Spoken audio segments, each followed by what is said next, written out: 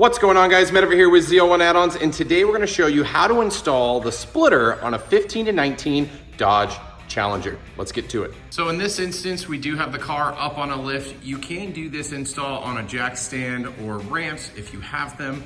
But the first step you're going to want to do is along the leading edge, you're going to have a ton of push clips. We're going to go ahead and remove all of those because we're going to be match drilling and installing riv nuts into the upper bumper support.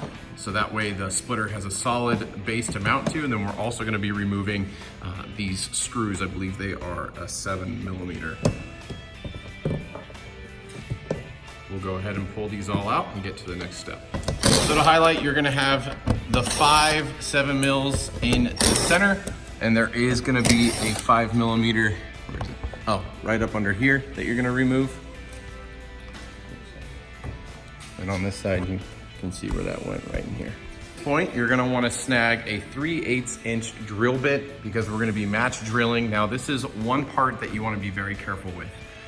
The splitter itself has 2 layers. There's the base layer, and then there's a structural reinforcement which you can actually see up in there.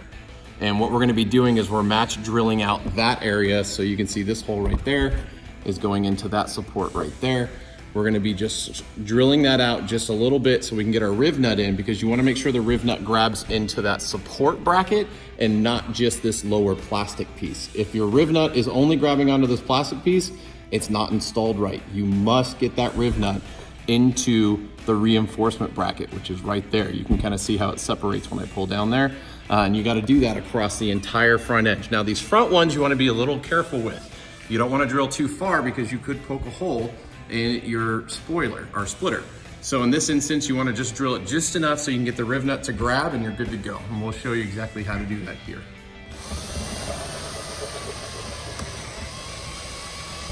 So you're not really pushing hard at all. You're just letting the bit do the work. And obviously we have that drilled out, no hole in the top. And I'll see if I can get in there so you can see. It's really dark, but you can see the hole that's drilled into there. It's just big enough to get the rivet. And again, you want the rivet to grab that upper support bracket and not just the lower.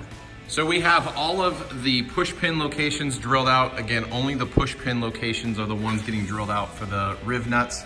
Now, if you don't have a riv nut tool, you will need to pick one up. Aces Hardware, Harbor Freight may have them in stock. Again, it's a riv nut tool, not a rivet tool. We do sell these on our site. You can see them there. But the way it works is we provide you the riv nuts. They screw right onto the tool. You want to make sure the riv nut screws all the way to the base, just like that. And then Mikey here will show us how to insert. So you're going to get it insert into the hole. It's going to be a really tight fit. So Mikey's got it all the way up there. And then you're going to want to give it one tight squeeze, maybe a quarter or half squeeze if it feels like it's still loose. But the biggest thing you want to do is make sure that riv nut went through that upper brace. And as you can see here, ours didn't crimp below it, it crimped above it. So we're good to go on that. Now we just need to rinse and repeat on all the other locations. I'm going to show you us putting all of these in, but I'll do it in fast motion so you're not watching every single one very slowly.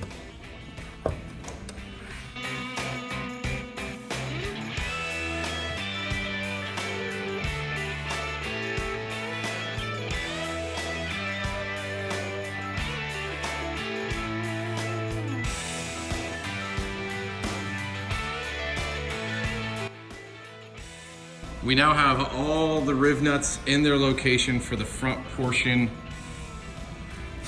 of the splitter, or the factory OEM splitter. Now at this point, there is 2 locations on the backside, on each side, where we need to drill out these factory push riv. These are basically rivets, they're not riv nuts. They are plastic. Basically, we're gonna replace these with riv nuts, but we have to drill them out. They're really small, so you use that 3/8 inch bit, as Mikey has in hand. We're gonna go ahead and drill those out, and then we're gonna replace them with actual riv nuts.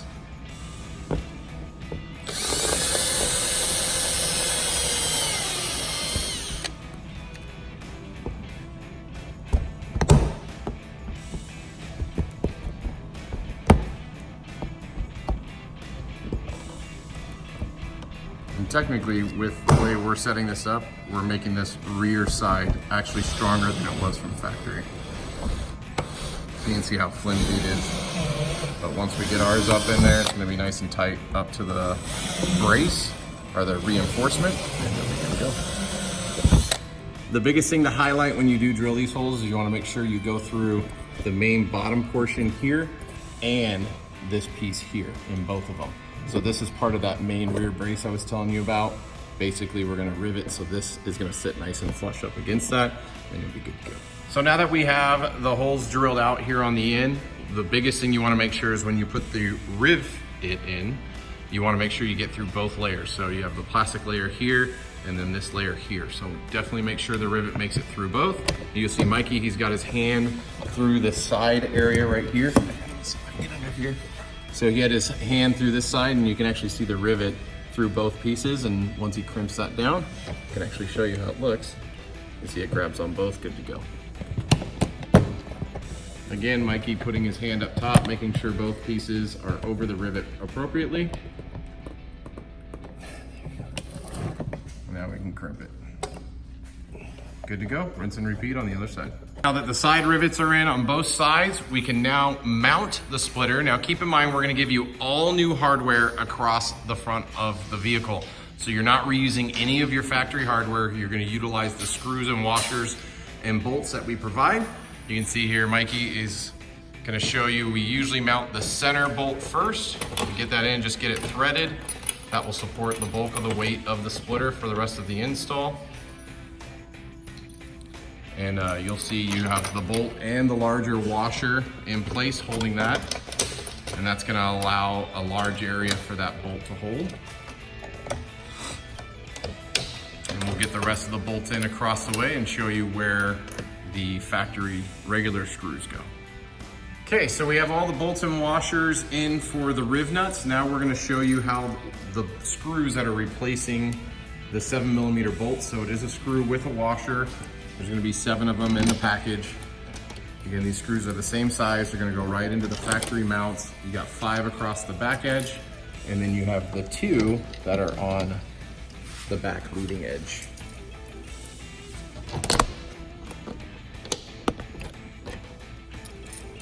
Now that we manually have all the bolts and screws in place, you can use a drill to drill all these in place.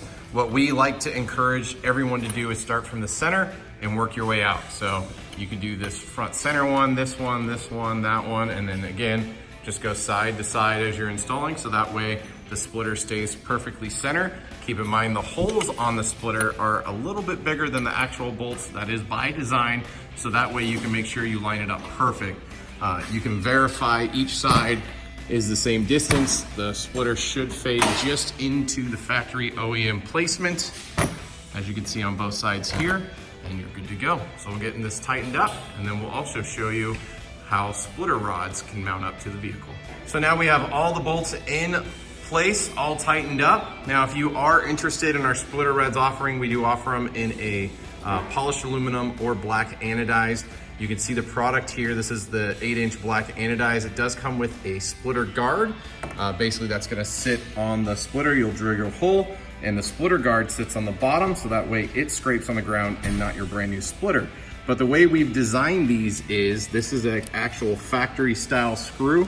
You can choose multiple locations. You have 2 options on each side. You can install the splitter guard here or here. If you do choose the inside edge, you'll need longer than the 8-inch option. As you can see, it doesn't reach all the way. Typically, you'd want it to mount somewhere in this area, but you basically remove this screw, you screw our setup right into the thing, and then you pick where you want your hole, drill that hole, screw it all in, good to go.